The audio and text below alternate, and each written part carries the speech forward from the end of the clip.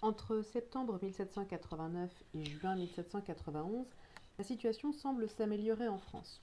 On aurait pu penser que la Révolution pouvait s'arrêter. Il y avait eu des conquêtes des droits politiques, sociaux, la modernisation de l'économie. Tout cela était en bonne marche. Bref, les revendications du tiers-État semblaient être entendues. 1792 marque un nouveau tournant, c'est l'échec de la monarchie limitée. Car rapidement, le roi va trahir le peuple qui espérait ces changements. Mais n'allons pas trop vite.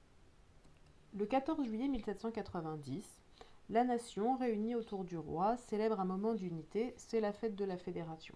Donc là, sur la miniature, on voit tout le peuple réuni et au centre, le roi, donc vraiment ce moment d'union. À côté de ça, les députés sont en train de rédiger une constitution pour limiter les pouvoirs du roi. Donc, encore une fois, tout cela semble se mettre en place. Mais en réalité, Louis XVI est en train de préparer une contre-révolution. Rappelons qu'il est marié à Marie-Antoinette, sur le portrait à droite. Marie-Antoinette est une princesse d'Autriche. L'Autriche, c'est la région en vert clair sur la carte. Grâce à ses soutiens étrangers, le roi et son entourage vont préparer une attaque contre les révolutionnaires français. C'est ce qui va apparaître au grand jour les 20 et 21 juin 1791.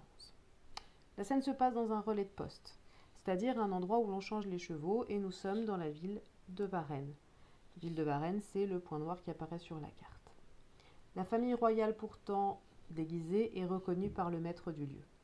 Il donne l'alerte aux hommes du général Lafayette qui s'étaient lancés à la poursuite de ceux dont on avait remarqué la fuite de Paris, Louis XVI, Marie-Antoinette et leurs familles proches, qui se destinaient vers l'Autriche pour organiser la contre-révolution.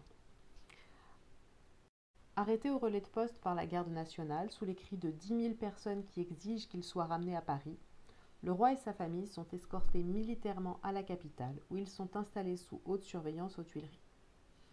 L'Assemblée a beau essayer de faire croire à un enlèvement, le peuple n'y croit pas. On trouve d'ailleurs ce genre de caricature qui montre très clairement que le peuple a bien compris ce qui s'était passé. Après quelques mois, les monarchies étrangères vont montrer leur hostilité contre la Révolution. Dans le texte suivant, qui a été écrit par le duc de Brunswick, qui parle au nom de l'empereur d'Autriche et du roi de Prusse, voilà ce qui est dit. Un but qui tient au cœur des deux souverains, c'est de faire cesser l'anarchie dans l'intérieur de la France, de rendre au roi la sécurité et la liberté dont il est privé. Donc clairement, le but, libérer le roi, retour à la monarchie absolue. Si le château des Tuileries est forcé, s'il est fait la moindre violence, le moindre outrage à leur majesté, le roi, la reine et la famille royale, alors l'empereur d'Autriche-Hongrie et le roi de Prusse en tireront une vengeance exemplaire en livrant la ville de Paris à une exécution militaire. On est donc là face à un chantage, libérer le roi ou on attaque Paris. Face à ces menaces, la France va au contraire déclarer la guerre aux monarchies européennes. Donc la trahison du roi, les menaces étrangères, tout cela, ça fait trop. Le 10 août 1792, la colère éclate. Les Parisiens attaquent le palais des Tuileries, où se trouve la famille royale. Qui a beau essayer de se réfugier à l'Assemblée, il est déjà trop tard, la roue de la Révolution vient de tourner de nouveau, la famille royale est arrêtée et emprisonnée.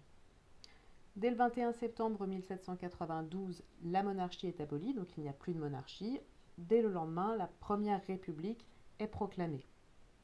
En décembre 1792, Louis XVI est condamné à mort, il est décapité le 21 janvier 1793. À la fin de l'année 1793, Marie-Antoinette le sera aussi.